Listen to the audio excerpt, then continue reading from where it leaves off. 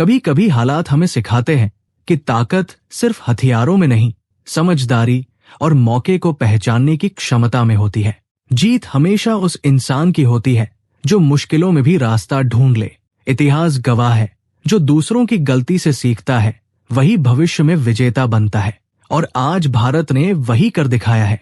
दरअसल हाल की रिपोर्ट्स में खुलासा हुआ है कि भारत ने चीन की वायुसेना के सबसे खतरनाक हथियार यानी उनकी number 1 air to air missile PL-15 की रिवर्स इंजीनियरिंग कर ली है।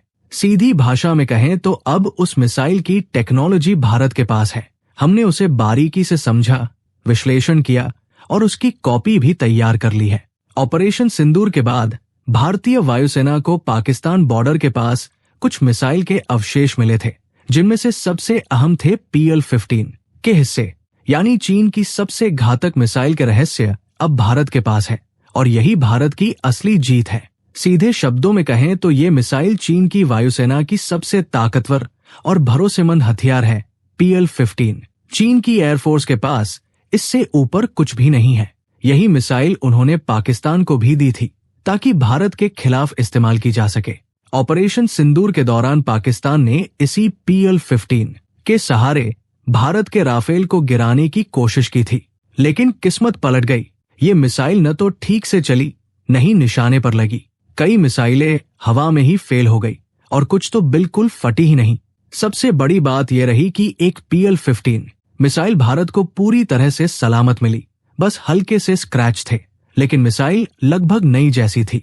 यही भारत के लिए सबसे बड़ा तोहफा साबित हुई। भारत ने उस मिसाइल को सुरक्षित रखा और उसके हर हिस्से का बारीकी से अध्ययन शुरू किया। दुनिया के कई देश जैसे अमेरिका, जापान, ताइवान और दक्षिण कोरिया इस मिसाइल की तकनीक पाने के लिए बेताब थे। वो चाहते थे कि भारत इसे उनके साथ साझा करे, लेकिन भारत ने साफ मना कर दिया। भारत ने कहा, हम दूसरों पर निर्भर नहीं रहेंगे, और तब DRDO के वैज्ञानिकों ने कमर कस ली। महीनों के रिसर्च और विश्लेषण के बाद उन्होंने PL-15 के हर रहस्य को सुलझा डाला।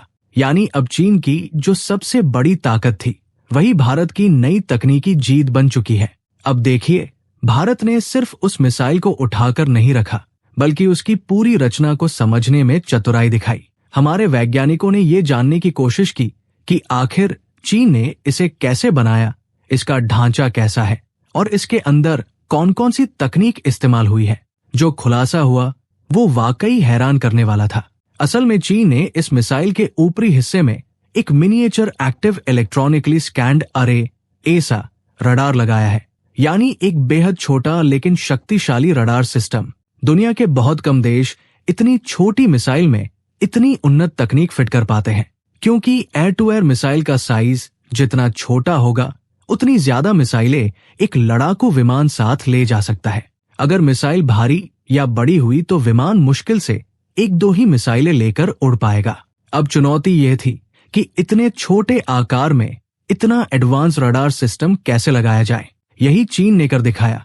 एक बेहद छोटे ESA रडार का मिनिएचर वर्जन तैयार करके उसे PL-15 में इंस्टॉल किया, और जब भारत के वैज्ञानिकों ने इस तकनीक को डिकोड किया तो सबको एहसास हुआ कि चीन की इस मिसाइल के पीछे असली ताकत यही छोटा मगर बेहद स्मार्ट रडार सिस्टम था। दूसरी बड़ी बात जो हमारे वैज्ञानिकों को मिली वो ये है कि PL-15 हमारी अस्त्र से कहीं तेज है। सरल भाषा में कहें तो अस्त्र अपनी पीक स्टेज में लगभग मैक 4 तक पहुंच सकती है, जबकि PL-15 की रफ्तार मैक 5 तक चली जाती है, यानी काफी तेज। और सिर्फ रफ्तार ही नहीं, इसमें इस्तेमाल किया गया प्रोपेलेंट भी बहुत एडवांस है, जिसकी वजह से इतनी हाई स्पीड पर भी मिसाइल अपनी सटीकता, एक्यूरेसी बनाए रखती है और बैलेंस बिगड़ता नहीं। इसी कारण PL-15 को बेहद घातक माना जाता है। इसी के साथ इसमें एंटी जैमिंग क्षमता भी दी गई है, जिससे इलेक्ट्रॉनिक जैमिंग से इसे निष्क्रिय करना बहुत मुश्किल होता है। तो फिर सवाल उठता है, जब इतनी खूबियां हैं तो ऑपरेशन सिंदूर में ये मिसाइल भारत के खिलाफ क्यों सफल नहीं रही? इसके पीछे का बड़ा राज है एक्सगार्ड डिकॉय। ये एक स्मार्ट डिकॉय सिस्टम है जो मिसाइल के सीकर को गुमराह कर देता है। आपको लगेगा कि मिसाइल सचमुच लक्ष्य पर लगी, पर असल में विमान सुरक्षित बच निकलता है। यही चतुर तरीका PL-15 को भी मूर्ख बना गया और ऑपरेशन सिंदूर के दौरान कुछ मिसाइलें धोखा खा गई। यानी हाई एंड हार्डवेयर के बावजूद सही काउंटर मेजर जितनी बड़ी भूमिका निभाते हैं, उतना ही महत्व तकनीक की समझ और उपायों का भी होता है। साफ कहूं तो हमारे पास जो पूरा सलामत PL-15 मिला है, वो चीन का बड़ा सैन्य खजाना बन गया है और हम इसे बेकार नहीं रहने दे रहे। सबसे पहले इसकी टेक्नोलॉजी के आधार पर हम अपने बॉर्डर पर लगे डिफेंस सिस्टमों में जरूरी बदलाव करेंगे, ताकि ये मिसाइल जल्दी और सटीक तरीके से पकड़ी जा सके। यानी हमारी वायु रक्षा की जितनी भी परतें हैं, उन्हें PL-15 की क्षमताओं के मुताबिक अपडेट किया जाएगा। दूसरा, अगर कभी ऑपरेशन सिंदूर 2 जैसा कुछ होना पड़े तो अब हम और भी प्रभावी रणनीति अपनाकर न केवल PL-15 बल्कि चीनी अन्य मिसाइलों को भी रोक पाएंगे। तीसरा और सबसे महत्वपूर्ण, हम उस मिनिएचर एसा रडार को और एडवांस प्रोपेलेंट को विस्तार से पढ़ रहे हैं। इन अच्छी तकनीकों को या तो अपनी अस्त्र मिसाइलों में ऐड करेंगे या उनकी प्रेरणा से पूरी तरह नया सिस्टम विकसित कर लेंगे। यानी अब भारत केवल मुकाबला करने वाला नहीं, सीखने वाला और सुधार करने वाला भी बन गया है। हम दूसरों की ताकत से सीखकर अपनी ताकत बना रहे हैं और यही रक्षा की असली चालाकी है। वैसे जो लोग चीन के हथियारों को मिट्टी समझते हैं, उन्हें अब नजर बदलनी पड़ेगी। दुश्मन की सबसे बेकार चीज में भी कभी कभी अनमोल सीख छिपी होती है और हम वही सीख निकाल रहे हैं ताकि अपने हथियारों को अगला स्तर दे सकें। सबसे पहले हमें जिस बात पर गहरा ध्यान देना है, वो है इस मिसाइल की रफ्तार। जब मुझे बताया गया कि ये PL-15 लगभग 5 मैक तक की असल स्पीड छू सकती है, तो मैं हैरान रह गया, खासकर ये सोचकर कि ये एक इतनी compact air to air missile है। साइज में ये कितनी छोटी नजर आती है। ऐसे छोटे आयामों वाली मिसाइल को हाइपरसोनिक लेवल की रफ्तार तक ले जाना और उसी गति पर स्थायित्व बनाए रखना कोई साधारण काम नहीं है। मुश्किल यही है कि छोटे वजन, सीमित फ्यूल और कॉम्पैक्ट इंजन वाले सिस्टम में इतनी ऊर्जा और कंट्रोल कैसे समा पाए, यही सवाल हमें सुलझाना है।